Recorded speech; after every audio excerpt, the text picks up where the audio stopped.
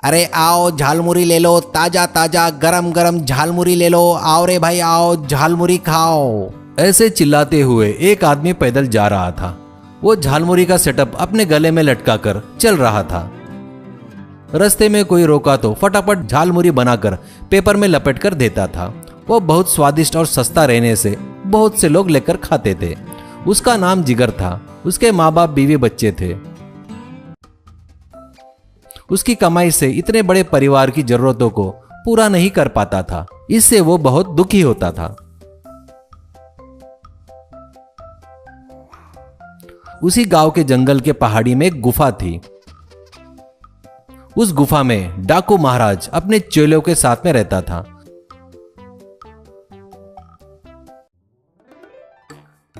वो आजू बाजू के गांव में चोरियां करता था।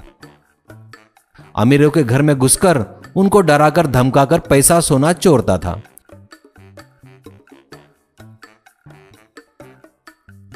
ट्रेन रोककर उसमें का माल लूटता था। बैंक भी लूटता था। हाईवे पर ट्रकों को रोककर पैसा वसूल करता था। बड़े बड़े कॉन्ट्रैक्टरों को धमकाकर पैसे वसूलता था। पैसों से और सोने से उसकी गुफा हमेशा भरी रहती थी। और डाकू महाराज बहुत अच्छा था।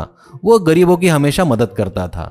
भेष बदलकर गांव में आकर लोगों की समस्या सुनकर उनको पैसे देकर मदद करता था। किसी गरीब को क्या समस्या है ये जानकर अपने चेलों द्वारा पैसे भिजवाता था। इसके लिए गांव वाले उसे फुल सपोर्ट में रहते थे।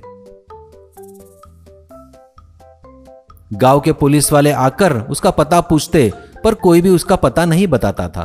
पुलिस स्टेशन में ले जाकर मारते पीटते थे तो भी कोई पता नहीं बताता था। इससे पुलिस लोग कुछ नहीं कर सकते करके सर पकड़ लेते थे।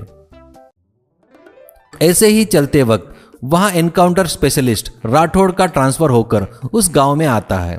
वो आए बरोबर डाकू महाराज की फाइल मंगाकर देखकर अपने कांस्टेबल से कहता है, मुझे यहाँ इसका एनकाउंटर करने के लिए भेजा गया है। उसको उड़ा दिया ना तो मुझे प्रमोशन मिलेगा।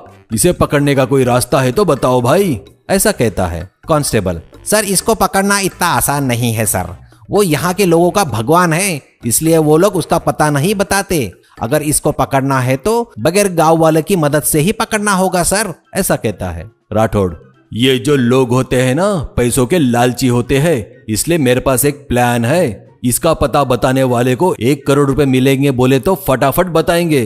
तुम लोग जाकर फौरन गांव भर पोस्टर लगाओ। ऐसा कहता है।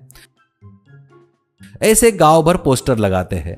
उस पर डाकू महाराज का फोटो और नीचे reward 1 crore for information bye police department ऐसा लिखा था। ये देखकर गांव के कुछ लोग इस विषय पर बात करते चर्चा कर रहे थे। वहां खड़ा होकर झालमुरी बेच रहा जिगर देखता है कि कुछ लोग पैसों के लालच में बात कर रहे हैं और सुनता है। जिगर, छी छी, बेचारे डाकू महाराज इन लोगों के लिए क्या नहीं किए, फिर भी कुछ लोग करोड़ रुपए के चक्कर में उनका पता बताने को तैयार है। ऐसे लोगों को पैदा होते ही मर जाना चाहिए। और ऊपर से वो राठौड़ एनकाउंटर स्पेशलिस्ट है बोलते। हे भगवान, डाकू महाराज को कुछ नहीं होने को होना, देख ले रे भगवान करके प्रार्थना करता है। एक दिन बाजू के गांव में झालमुरी बेचकर वापस गांव आ रहा था जिगर। उसी जंगल में उसे रास्ते पर कुछ पेपर दिखे। वो लाइन से गिरे हुए थे। वो एक पेपर उठाकर देखता है। ये क्या है? ये तो मेरे झालमुरी लपेट के दिए हुए पेपर जैसे दिख रहा है। ये जिसने भी लिया है वो खाते खाते इस रास्ते में फेंक कर जा रहा है शायद। लेकिन झालमुरी खाने वाले जंगल में क्या कर रहे हैं? सोचकर वो पेपर उठाते हुए आगे बढ़ रहा था।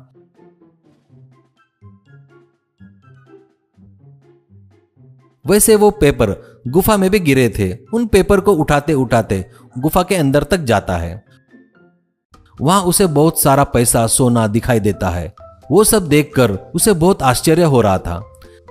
तभी अचानक वहां डाकू का गैंग आ जाता है। उन्हें देखकर जिगर डर जाता है। डाकू महाराज, अरे ओ कौन है रे तू? यहाँ चोरी करने आया है क्या? ऐसा कहता है। जिगर, नहीं नहीं डाकू महाराज जी, आप गलत समझ रहे हो। मेरा नाम जिगर है। मैं झालमुरी बेचता हूँ।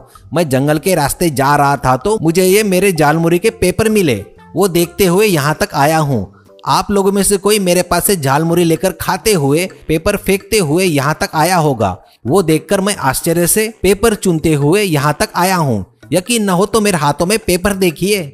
अगर मेरे जैसे पुलिस लोग पेपर देखते हुए यहाँ तक पहुँचे तो अच्छा नहीं होगा। गांव में जब से पोस्टर लगे हैं तब से मैं बहुत दुखी हूँ जी। मैं आपका शुभ चिंतक हूँ। भगवान की कसम, गांव में कुछ लोग करोड़ रुपए की लालच में आपका पता ठिकाना बताने को तैयार हो गए हैं। आप थोड़ा संभल कर रहो, ऐसा कहता है। तभी एक चोर सिर झुकाकर, वो सही कह रहा है भैया, झालमुरी खाकर पेपर मैंने ही डाले थे, मुझे माफ कर दो भैया, ऐसा कहता है।